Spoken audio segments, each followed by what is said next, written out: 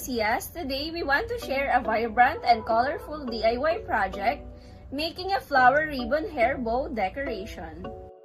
With just a few rolls of colorful ribbons and some simple tools and accessories, you can create beautiful ribbon flowers like the ones in the photo. Cut 5 pieces of ribbon in your preferred style and design, trimming the ends with a dovetail cut. Take one piece of ribbon, fold it twice, and sew it as demonstrated in the video. Repeat the process with the remaining 4 pieces of ribbon. Pull the thread to form a flower shape. Arrange the petals and add beads to the center for an extra decorative touch.